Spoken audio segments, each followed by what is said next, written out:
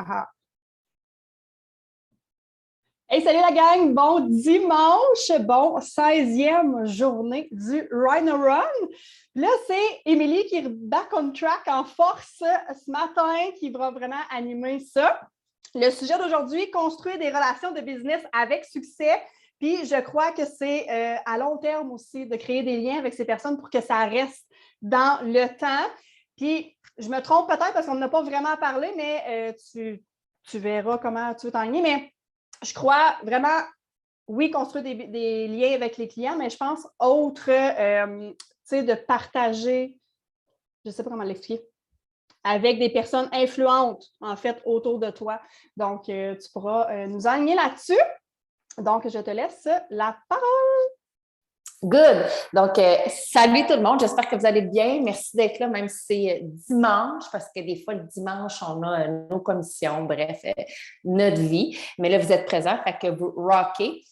Donc, qui ici veut développer des relations de business, d'affaires qui sont avec du succès? En fait, là, je vois encore les gens apparaître en salle d'attente, mais tu es correct quand tu es animateur, ça, fait que j'ai pas besoin de le toucher. Good!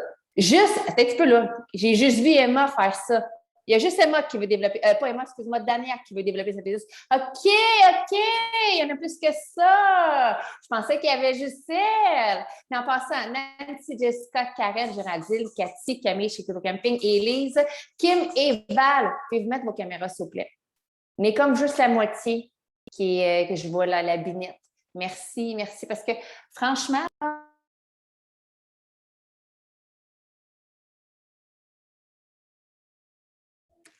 tu t'es muté. Je ne touche à rien.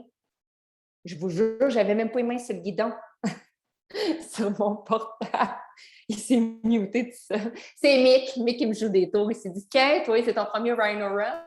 Je te joue un tour. Non. Fait que, bref, les caméras, qui encore là, pour moi, c'est super important. À moins que vous soyez dans votre bain. Honnêtement, c'est la seule raison pour laquelle on se montre pas le bout du nez. Mais sinon, s'il vous plaît, montrez-vous le bout du nez et surtout, soyez réceptifs à ce qui va se dire aujourd'hui.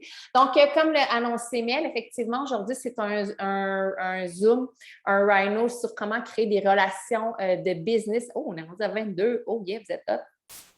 Dans notre... puis, tu sais, franchement, aujourd'hui, j'ai goût de prendre l'angle Prove It promoteur. J'ai goût de prendre cet angle-là et non pas d'y aller avec la version client. Donc, mais c'est sûr que ça s'adapte avec les clients, OK? On s'entend. Fait que ce que je vous dis là, vous pouvez le mettre avec vos clients, mais là, je vais aller dans l'angle, puis on m'a greffé, des fois, je bifurque, puis je vais avec le côté client quand même, mais je me lance comme ça. Donc, comme dans toute relation, la base, tout le monde, on le sait, la fondation, c'est la communication. Pas la fondation, mais la fondation. La fondation de toute relation interpersonnelle, ça reste la communication. Puis, puis je sais que tout le monde, ça vous est probablement déjà arrivé, mais lorsqu'on communique, même si des fois on jase dans le blanc des yeux, combien de fois qu'on peut vivre des malentendus, que des fois le message il est brisé en cours de route. Pourtant, on était sûr d'avoir dit la bonne chose à la bonne personne, puis le message s'est perdu, il y a de l'incompréhension. Donc, la communication dans les relations interpersonnelles, elle est vraiment importante, particulièrement, je pense, sur les réseaux sociaux, parce qu'on travaille à travers des outils électroniques. On n'a pas tous l'opportunité de rencontrer nos collègues de travail, nos partenaires d'affaires ou nos clients. Puis là, je vois Emma qui fait ça parce qu'elle a eu l'opportunité de rencontrer une collègue de travail dans la compagnie.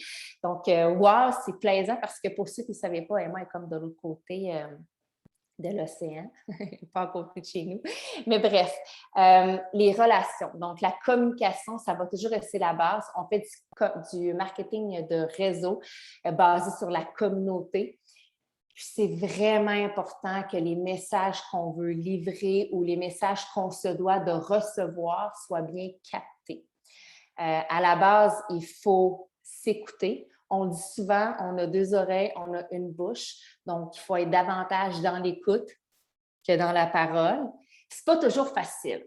Parce que, dont moi, la première, je suis le genre de personne que quand je suis en groupe avec des individus, j'ai envie de partager, j'ai envie de donner mon opinion, de donner des conseils, mais des fois, il faut savoir prendre un step, un pas de recul, en fait, puis vraiment écouter et observer ce qui se passe autour de nous.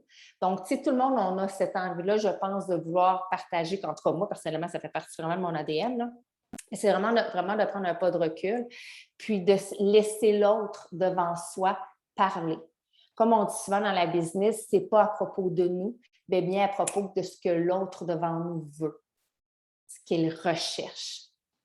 Puis, par expérience, les gens veulent raconter leur histoire, veulent, oui, avoir des conseils, puis veulent se sentir maternés. Mais encore faut-il avoir compris ce qu'ils veulent, ce qu'ils recherchent dans cette business-là. Puis, tu sais, je fais le parallèle autant au niveau des clients qui vont cogner à votre porte ou que vous allez cogner à leur porte, que vous devez déceler dans la communication, dans votre échange, leurs besoins spécifiques, autant au niveau de vos collègues, de vos partenaires d'affaires, que vous devez comprendre vers où ils veulent s'en aller dans cette business-là, parce qu'on n'a pas tous les mêmes objectifs. Donc, créer des liens, évidemment, pour moi, un des moyens les plus efficaces de créer des liens dans l'échange avec nos pairs, ça va toujours rester le message vocal. À une époque, les messages vocaux n'existaient pas, les gens se téléphonaient. Ça reste aussi que le téléphone est, selon moi, aussi pleine puissance pour vraiment tisser des liens, puis surtout, vraiment, parce que tout est une question de perception, hein. Tu sais, on peut se parler par texto, je t'envoie un message, puis toi, tu reçois le message, tu as l'impression que j'ai été bête, que j'ai été directive, que j'ai essayé peut-être que j'ai essayé voulu de te gérer, mais en réalité, moi, quand je l'écris, ce n'est pas du tout mon intention, mais toi, dans la réception, c'est ta perception. C'est pour ça que le texte, l'écriture, c'est correct de l'utiliser. Quand c'est des petits bouts de phrases qui veulent donner des petits messages clairs, précis. Tu sais, quand c'est rendu que là, tu es dans l'explication du pourquoi, du hey, de comment ça s'est passé, c'est peut-être que ton texte, il devrait être transféré en message vocal. Parce que dans le message vocal, l'émotion est là. Là, je vous parle, là, tu sais, vous sentez que j'ai de l'émotion, j'ai de l'énergie dans ma voix. Vous le sentez. Puis, les mots que j'utilise, l'intonation que je mets sur certains mots, donne aussi encore plus de fini dans mon message. C'est pour ça que, pour moi, dans la relation, dans mes relations interpersonnelles, que ce soit avec un premier abonné avec qui je n'ai jamais discuté versus un collègue de travail qui vient de joindre mon équipe ou quelqu'un avec qui je travaille depuis un certain temps, je fais des messages vocaux. Je veux que le message soit bien transmis. Je veux éviter les malentendus, je veux éviter les erreurs, les perceptions erronées du message que finalement je voulais fournir. Donc, bref, pour moi, le message vocaux, il est primordial. Puis, franchement, ça peut être le téléphone, sauf qu'en 2021, le temps roule vite. Les gens sont occupés. On a tous des vies actives. Donc, je trouve que l'échange de messages vocaux, on gagne en temps. Avec les clients particulièrement. C'est sûr qu'avec un Zoom, avec exemple, un collègue de travail qui a besoin, qui a des questions, puis là, tu rentres en Zoom avec lui, puis on est en échange, vraiment, genre FaceTime, un Zoom, c'est différent. Puis c'est correct aussi de le dire au départ dans vos communications que vous allez avoir avec vos collègues, de déterminer comme, écoute, j'ai 15 minutes. On a 15 minutes, là, c'est ce qu'on a besoin de mettre sur la table, on le met sur la table. Fait que de se donner un délai. Évidemment, ce qui pourrait être aussi intéressant vraiment le fait de créer des liens, outre le texte, pour moi, qui est comme vraiment... Honnêtement, le texte, c'est le dernier... C'est vraiment pour des messages très courts. Ce qui pourrait être intéressant également, des vidéos.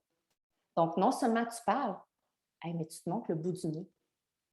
Là, la personne, là, elle voit en plus ton énergie physique. Si vous êtes le genre de personne qui, quand vous parlez, vous communiquez, vous êtes gestuelle, vous faites des vous levez les yeux dans les airs, peu importe s'il y en a qui ont plein de mimiques, là, j'en fais partie, ça renvoie encore plus un message profond. Donc, utilisez, selon moi, votre visage et votre voix prime abord, puis ensuite les textos quand c'est court, c'est quelque chose qui ne demande pas des échanges à n'en plus finir, qui fait en sorte que finalement, on perd l'essentiel.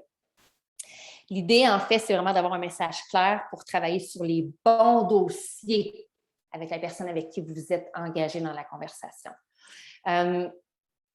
Autre point pour moi qui est important si on veut bâtir des relations à succès dans notre business, c'est d'être humble. Quand je dis être humble, c'est que dans vos différentes communications que vous allez avoir avec vos pairs, / clients aussi, ça va arriver des fois que vous allez vous tromper, que vous ne donnerez pas la bonne information, que vous n'aurez peut-être pas la réponse. Ça m'arrive encore. Ça m'arrive. Puis quand je n'ai pas la réponse, je le dis en toute honnêteté, écoute, tu me poses une méchante bonne question. Laisse-moi quelques minutes, je vais aller vérifier. Je suis certaine ici là, qu'il y en a dans mon équipe là, qui peuvent dire, c'est vrai, Émilie, tu m'as déjà dit, écoute, je ne connais pas la réponse, je vais aller vérifier. D'être humble. On a tous à apprendre. Puis savez-vous quoi? Pour moi, dans 2 ans, 3 ans, 4 ans, 5 ans d'ici, je veux encore avoir ce côté-là humble, de ne pas avoir la prétention de tout savoir. Parce qu'on apprend toute notre vie.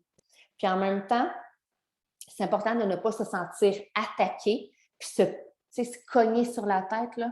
Des fois, les gens, quand ils n'ont pas les réponses, qui se sentent comme mal à l'aise, puis là, ils ont tendance à justement vouloir se taper sur la tête et se dire, crime, je n'ai pas la réponse, je ne suis pas à la hauteur. Non, au contraire, tu es à la hauteur parce que tu prends la responsabilité d'aller chercher la réponse. C'est ça qui est important, c'est de prendre la responsabilité. Donc, le côté humble pour bâtir des relations, vous devez l'avoir. Si vous prétendez avoir réponse à tout, libre à vous, mais ce n'est pas ça qui va faire en sorte que la personne va vous respecter au final. Troisième point, attendez un petit peu. J'ai une goutte d'eau qui a volé dans mes voies respiratoires. Les conversations constructives. Si important quand on est en relation interpersonnelle avec les gens. Ce genre de phrase que tu peux recevoir qui peut tellement être irritant. Mais voyons, tu n'as pas fait ça comme ça. Mais voyons, tu n'as pas dit ça. Ça, pour moi, quand je reçois ce genre de... C'est même pas c'est même pas constructif, c'est un commentaire... C'est sûr que tu peux le prendre comme une attaque, là, mais dans le sens que c'est mal interprété, c'est mal dit. En réalité, c'est de faire attention à la construction de nos phrases. Au lieu de dire, exemple, hey, tu n'as pas fait ça comme ça, oh non, je ne peux pas croire que tu as dit ça. Au lieu de dire, écoute, j'ai observé que, je suis curieuse de savoir, en fait, je suis curieuse de comprendre pourquoi tu t'es en allé dans cette voie-là quand tu as répondu. Fait que là, tu relances la balle à la personne, puis la personne, elle, dans sa réalité à elle, peut t'expliquer pourquoi elle a eu cette réaction-là. Exemple, ça, c'est dans les commentaires constructifs. Donc, toujours faire attention quand on est dans les discussions avec nos collègues, puis aussi les clients, là, de ne pas leur rentrer dedans, mais toujours de chercher à savoir pourquoi, puis en fait, de les mettre, les exposer à eux, se révéler. Je ne sais pas si c'est clair, là, mais que vraiment, eux, expliquent le pourquoi, où ce qu'ils en sont rendus, s'ils ont des questions, mais bref, les mettre encore là, eux, en avant-plan, mais sur un piédestal, et non pas en voulant les écraser. Donc, les conversations constructives, hyper important aussi dans la création de relations. Autre chose importante également en 4, si vous voulez construire des relations, j'aurais dit souvent le titre, hein, c'est vraiment important pour que ça vous rentre dans la tête, des relations de business béton, c'est en fait de partager les objectifs de la personne qui est en face de vous. Tu sais, quand on démarre dans la business, les objectifs ne sont pas clairs. Beaucoup de femmes, je veux dire des femmes parce qu'il y a majoritairement des femmes rentrent dans la business qui s'identifient seulement en tant que maximum. Donc, l'objectif, c'est de brasser un peu cette cage-là, puis de réveiller en l'individu, en ton partenaire, qu'est-ce qui fait que ça l'anime de vouloir embarquer dans ce business-là, de partager vos objectifs, même vos objectifs ensemble, d'échanger, puis ça peut nourrir aussi la personne devant toi qui peut-être à la base était un peu perdue dans ce nouvel environnement-là, parce que c'est pas clair hein, au début quand on commence ces objectifs-là, beaucoup de gens même n'osent pas avoir des objectifs de grande envergure. Donc, il faut le stimuler. Il faut vraiment comme les tenir assez longtemps dans ce projet-là pour que ça mûrisse, que ça devienne vraiment vital pour eux. Pas juste une question d'être, avant que ce soit concret, pour que ça devienne vraiment une recherche, un désir. Donc, il faut travailler là-dessus. Puis en même temps, ce que j'aurais envie de vous dire, c'est que quand vous êtes dans l'échange avec la personne, justement, qui partage ses objectifs, de lui donner de la valeur à cette personne-là, de lui montrer ses forces. Quand on commence au début, on est entouré déjà d'autres promoteurs qui ont des skills assez élevés. Des fois, c'est impressionnant. Puis nous, on a l'impression qu'on est tellement loin derrière, mais tout est atteignable. Fait que c'est juste de montrer la voie, puis de pousser la personne dans cette voie-là, de l'expliquer qu'elle aussi, si elle met les efforts, elle va y arriver. Donc, les objectifs, donner vraiment de la valeur à la personne dans les échanges, c'est vraiment important. Également, ce qui vient aussi comme force d'admettre, le développement du respect mutuel. On a tous ici des points de départ différents, on a tous des réalités différentes, on a tous des valeurs propres à soi différentes. Sur notre échelle de valeurs, là, tu sais, chacun, on a peut-être, je ne sais pas moi, pour Dania, le respect vient en premier, alors que pour moi, le premier, ça va être la famille, exemple. OK? J'ai des exemples comme ça. Donc, le fait d'avoir des partenaires d'affaires, comme je vous dis, qui proviennent de milieux complètement différents du tien. Puis chaque milieu est différent. Il n'y en a pas un qui est pareil. On peut avoir des similitudes, c'est correct, mais on a tous notre réalité. Puis l'objectif, c'est de respecter cette réalité-là, puis de ne pas tomber dans le « Ah oui, mais elle, hein? Ah oui, mais lui, on sait bien, hein? » Tu sais, commencer à discréditer, puis à dire « Oui, puis en fait, c'est souvent quand des fois les gens tombent dans la comparaison. On oublie ça.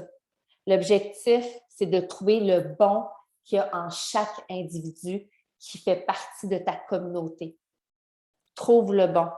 Donne-lui encore là de la valeur. Okay? Donc, bien important de ne pas tomber, comme je vous dis, dans je vais dire le pointage de doigts, là, tu sais. On pointe l'environnement, de la manière que la personne... tu sais, c'est facile, des fois, je sors complètement private, là, mais on a tous des couples d'amis autour de nous, pour ceux qui sont parents particulièrement, qui ont des enfants. On élève tous nos enfants de la même manière. Non! OK? Des fois, quelque chose que toi est tolérable, pour un autre parent, c'est complètement inacceptable. Fait que l'objectif, c'est pas de justement discréditer puis commencer à dénigrer. Non. On comprend, on prend un pas de recul, extreme ownership. On peut poser la question encore là, commentaire constructif. Qu'est-ce qui fait que toi, quand ton enfant agit comme ça, tu réagis de cette manière-là? Donc, c'est toujours d'être dans la compréhension de l'individu devant toi. Donc, le respect mutuel, bien important. Parce que c'est facile, hein? C'est facile des fois de tomber dans la critique de l'autre. Finalement, qu'est-ce que ça apporte? Une spirale négative. On nourrit notre mauvais loup. Ça donne zéro power à l'univers dans ce qu'on vient de faire. Zéro. Point numéro 6. Oh, je l'aime celle-là. Puis, la proximité. La ligne, elle est mince. Quand on développe des relations de business, la ligne est mince. Au début, la proximité est vraiment grande. On voit notre mentor vraiment comme un mentor. Il y a un fossé, il y a J'espère un respect d'emblée qui s'installe parce que justement, c'est ce qui fait que tu été attiré par cette personne-là puis que tu as voulu joindre son équipe. Tu as comme un respect pour ce qu'il fait. Puis, une rockstar. Puis, le temps passe et les conversations s'enchaînent. Et la proximité qui, des fois, était très grande, rapetisse. Puis là, plus ça va, plus on peut se taper du coude. Je ne dis pas que c'est mauvais. C'est que dans des relations d'affaires, quand la proximité, il n'y en a plus du tout, quand on se parle comme si on était frères et sœurs, bien, lorsque vient le moment, des fois, d'entrer en période de coaching, avec des commentaires constructifs, dans un respect mutuel, la ligne devient des fois difficile à traverser.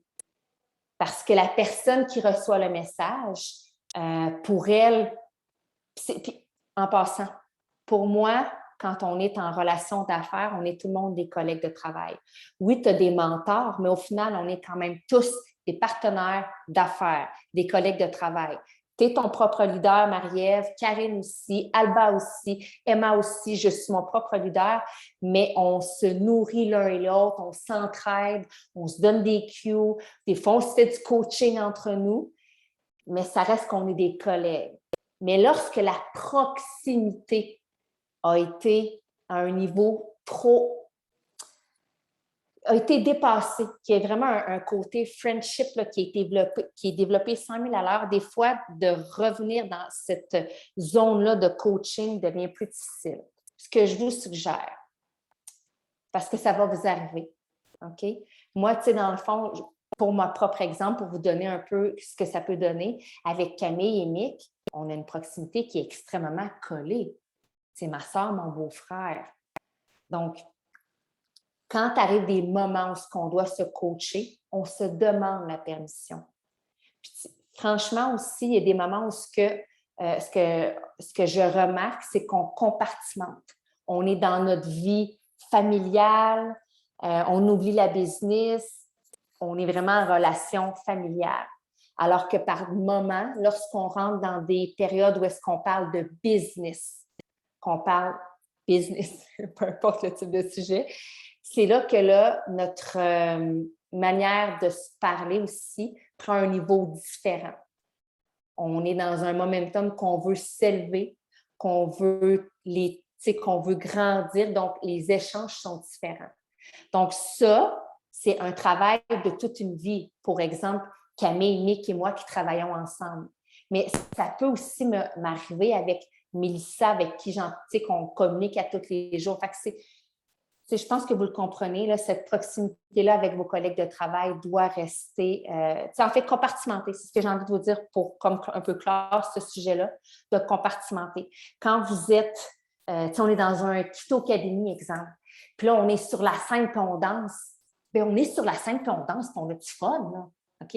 On n'est pas là à essayer de danser serré puis on est des collègues, non, pas tout, là. On est sur la scène, on s'esclaffe, on a du plaisir, on se fait des hugs, tant mieux. Mais lorsqu'on revient, exemple, je ne sais pas moi, encore au Keto Academy, qu'on revient après l'événement, qu'on est en groupe, en échange, mais là, on se remet du côté professionnel. La discussion doit s'élever du côté professionnel. C'est vraiment important de faire attention à ce point-là parce que je vous dis, la ligne, elle est extrêmement mince. Pour avoir travaillé des années de temps avec des ressources humaines, avec des gens qui étaient, oui, mes employés et mes amis, quand vient le temps de faire du mentorat, du coaching, si cette ligne-là, vous ne vous la mettez pas, si vous ne la respectez pas, vous allez avoir la difficulté. Autre point bien important dans vos relations d'affaires encore là, puis c'est la même chose avec vos clients en passant. Hein. Si vous venez trop proche de vos clients, des fois, les ramener à l'ordre, c'est plus difficile. Parce que oui, on ramène aussi nos clients à l'ordre. Hein? Je ne sais pas si ça vous arrive, là, mais moi, ça m'arrive. Encore aujourd'hui, quelqu'un qui me parle de la balance. Hey, cache-moi ta balance. En fait, devoir la balance. Tu sais. Mais si j'ai une relation un peu trop friendly, des fois, ça devient un peu plus difficile. Donc, je continue mon 7e point. quand vous avez plusieurs partenaires d'affaires, des fois, on a tendance à aller vers ceux qui font du bruit. Puis on oublie ceux qui sont plus timides. Donc, faire le tour de votre business. Assurez-vous de rentrer en contact, pas quotidiennement avec tous vos collègues de travail, on s'entend, OK? Mais de manière X, Y, Z, selon votre calendrier, selon ce que vous ressentez aussi par rapport à votre équipe. Mais c'est important de faire le tour de votre équipe parce que ce n'est pas juste sur un individu qu'on construit sa business. Croyez-moi, c'est super important. Donc, d'accorder un temps de qualité à chacun de vos des membres de votre équipe parce que dans le fond, comme je vous dis, ça prend plus qu'un individu pour bâtir une business grandiose ou bref, à la hauteur de ce que vous recherchez dans la compagnie. Point numéro 8, encore là, lorsqu'on fait la différence entre j'accompagne des leaders, je lead par l'exemple, au lieu de gérer, de vouloir dicter des manières de faire à vos équipes, ça fait toute la différence. Surtout que, comme je vous disais tantôt, on est tout le monde des collègues de travail, des partenaires d'affaires. Oui, il y en a qui ont des compétences plus grandes dans certains domaines. Il y en a d'autres, tu sais, on a tous là, nos forces. Tout le monde ici a des forces. C'est ce qui fait la beauté de cette communauté-là. Mais l'important, c'est de ne pas tomber dans la gérance, dans l'espèce de dictature. Tu sais, tantôt, je disais au début, les gens cherchent à être maternés, mais ils ne cherchent pas non plus, ils cherchent pas à être gérés. Moi, quand quelqu'un me dit, hey, là, il faut que tu fasses ça de même, comme un enfant, écoute de faire le contraire. OK? On dirait que c'est plus fort que moi. Si tu me dis de ne pas faire ça, j'ai le goût de le faire. Donc, c'est encore là dans l'échange, faire attention comment vous abordez certaines lignes de conduite avec vos promoteurs. Le point numéro 9, on en parle tout le temps encore là. Des fois, j'ai comme tellement l'impression qu'on se répète, mais ça a l'air que c'est la répétition qui fait qu'on assimile et qu'on met en action. Ça a l'air, j'ai entendu dire que. J'ai entendu dire ça. Dans la business, quand vous voulez construire des relations, donnez. Si vous attendez toujours à recevoir des promoteurs parce que vous dites hey, « j'ai tellement donné de conseils, là, c'est sûr que le mois prochain, elle me rend 10 clients. » Oublie ça. C'est pas de même que ça marche. Donc, vraiment, donner. Puis franchement, comment vous pouvez donner? Bien, en écoutant, bien important, en accordant du temps de qualité, en vous montrant, vous, le bout du nez, en étant show-up tout le temps, tous les jours, ce qui fait que ça va amener les gens, ça va driver votre équipe à eux aussi se montrer le bout du nez, à être prêt anytime pour faire un Zoom, un appel téléphonique avec votre promoteur, mais surtout qu'encore là, c'est d'être prêt à l'écouter, à comprendre. Tu sais, des fois, là, on pense que les promoteurs nous parlent parce qu'ils veulent avoir absolument une réponse au bout de la ligne. Mais des fois, non. Ils veulent juste être écoutés. Ils ne veulent même pas avoir ton opinion. Ils veulent juste que tu acquiesces. Puis que tu sois dans le côté, que tu sois empathique. Juste ça. Juste ça. C'est aussi simple que ça. Mon dernier point, le mindset. Dans toute relation, si ton mindset est positif, crois-moi, tu vas amener la personne à changer son mindset, elle aussi, vers le positif. Donc, tu sais, je crois fermement que la culture d'entreprise découle de la tête, puis on est tous ici une tête. On s'entend? OK? Vous avez toute la tête de votre culture d'entreprise que vous voulez créer autour, que vous voulez créer en fait. Je fais ça de même. Moi, on dirait que j'ai comme si on tissu, j'aurais comme plein de bras qui sortiraient, là, genre des tentacules, là, ce qui découle de vous. Donc, votre mindset doit être positif. Je n'ai pas besoin de vous expliquer c'est quoi le positif, mais pour moi, c'est tu m'apportes un problème, c'est pas grave, je te donne une solution. Ou ensemble, on cherche la solution. Donc, d'être toujours en mode solution, peu importe quoi. No matter what, il y a tout le temps une solution pour tout. Puis, ce que j'aurais envie de dire également dans la construction de relations d'affaires, qui est super important, des fois, on a tendance à vouloir, tu sais, on est en mode solution, on a tendance à vouloir donner la réponse tout de suite. Moi, j'aime ça, faire chercher les gens. La personne, des fois, qui me dit « Je ne comprends pas. » OK, qu'est-ce que tu ne comprends pas? Que je lui fais réexpliquer dans ses mots. Puis j'aime ça que la personne chemine puis trouve la réponse par elle-même. Il y en a-tu ici? Puis, en fait, je ne vous demanderai pas de vous dévoiler, mais moi, j'ai déjà été consultée un psychologue. Le psychologue, là, il connaît toute ta vie, puis il te la déballe-tu devant toi avant même que tu aies dit quoi que ce soit, puis il t'apporte toutes les solutions sur ta vie qu'il ne sait même pas? Non. Son rôle à lui, c'est de te faire parler. Mais on a un peu ce rôle-là, nous autres ici. On est un peu psychologue à nos heures avec nos collègues de travail. L'objectif, c'est de les faire parler. Encore là, on est dans l'écoute. C'est ça qu'il faut poser les bonnes questions. Des fois, puis ça, c'est la pratique. Franchement, c'est la pratique. C'est plus tu vas rentrer en communication avec tes partenaires d'affaires, avec tes collègues ou / tes clients, parce que encore là, ça s'applique aux clients, plus tu vas poser les bonnes questions, tu vas faire en sorte que la personne, tu vas avoir pesé sur le piton, puis là, paf, elle déballe son sac. Donc, attention pour ne pas donner les réponses tout cuit dans le bec. Évidemment, ce que j'ai envie de vous dire aussi, votre langage, un langage positif, les bons mots. Tu sais, là, des fois, j'entends des choses, là, puis les oreilles là, me font ça de même. Je suis même, oh my God, oh my God, oh my God.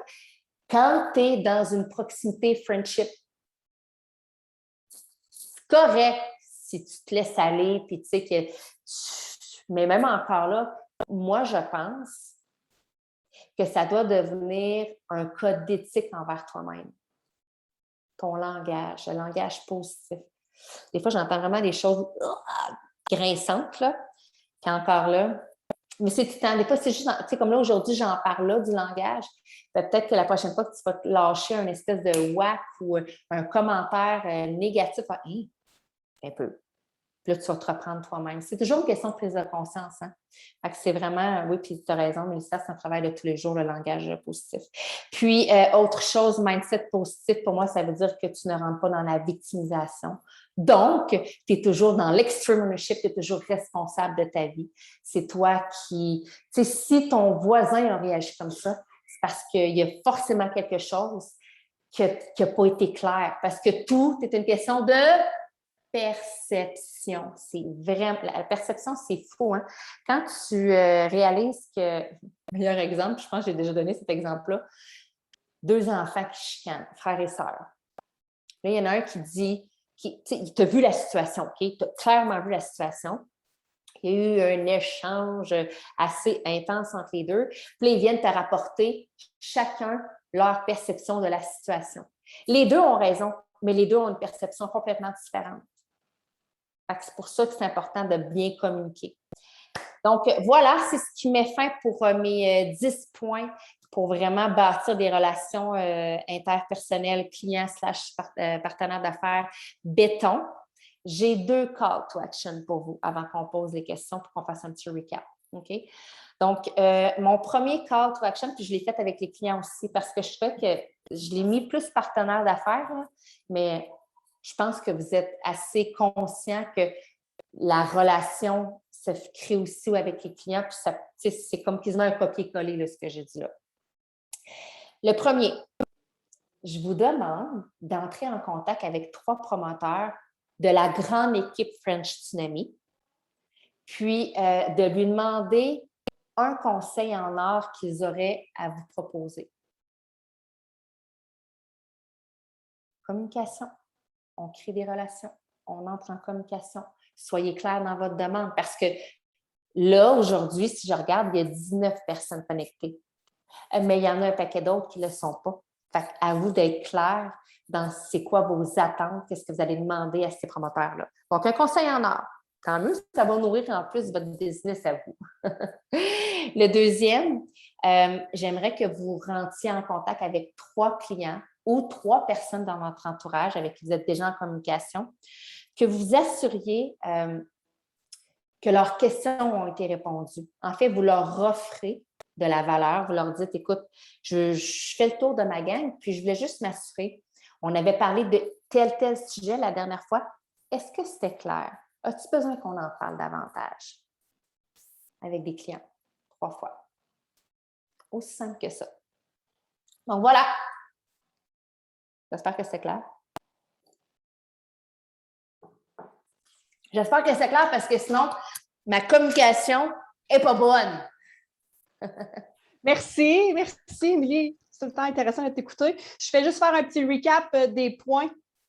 C'était quand même relativement très, très simple. Donc, je pense que oui, la communication, Émilie, est sur la coche. Donc, je fais juste faire un petit recap. Moi, j'aime bien ça prendre des notes, puis je sais qu'il y en a parmi vous qui aiment bien ça aussi. Donc, si vous n'avez manqué, le premier, c'est la communication. Vous avez 2 oreilles et une bouche. Donc, l'écoute est très, très, très importante et utilisez les divers canaux de communication, le Zoom, les messages vocaux, tout ça qui est à votre disposition. Deuxième, être humble, de laisser ton ego de côté, puis aller poser les questions quand vous n'avez pas la réponse. Honnêtement, les clients veulent vraiment avoir les bonnes réponses, donc allez chercher les réponses à vos questions que vous n'avez pas. Conversation constructive était le 3e point dans le positif et poser des questions. Le 4, partage d'objectifs dans ta business. Moi, j'ai marqué comme point, qui es-tu? Qu'est-ce que tu viens chercher? Vers où tu veux aller? Donc, c'est les 3 questions, moi, je pense, qui pourraient vous donner des réponses à comment outiller vos promoteurs. 5e, le développement du respect mutuel. Puis, en fait, si les gens sont venus vers vous, c'est qu'il y a déjà un respect qui est installé. C'est de le faire à double sens aussi parce qu'ils vous observent probablement depuis un bon bout. 6e, la proximité, qui vient de pair avec le respect aussi, je crois, avec la transmission du coaching dans la proximité, de faire attention des fois, puis comme Émilie l'a dit, de demander si la personne veut recevoir ce coaching-là à ce moment-là dans sa vie. Le 7e, tendance à... Attends une minute, là. Je vais juste... On a souvent tendance à aller vers ceux qui font du bruit, mais ne pas oublier ceux qui sont un petit peu plus timides dans votre entourage.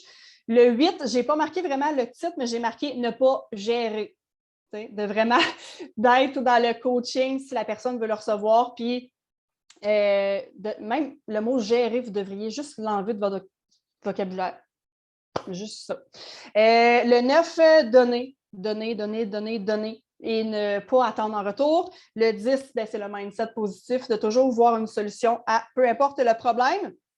Puis vos call to action, j'espère que vous les avez écrits. Allez voir 3 promoteurs pour leur demander leur conseil en or et 3 clients ou futurs clients pour voir si vous avez bien répondu à leurs questions. Donc, on va fermer l'enregistrement. Merci à tous ceux qui étaient là puis ceux qui le regardaient en rediffusion. Marquez-nous dans les commentaires si vous avez fait votre call to action. Puis après ça, on va répondre aux questions. Là, je pense qu'Émilie, tu vas pouvoir arrêter l'enregistrement.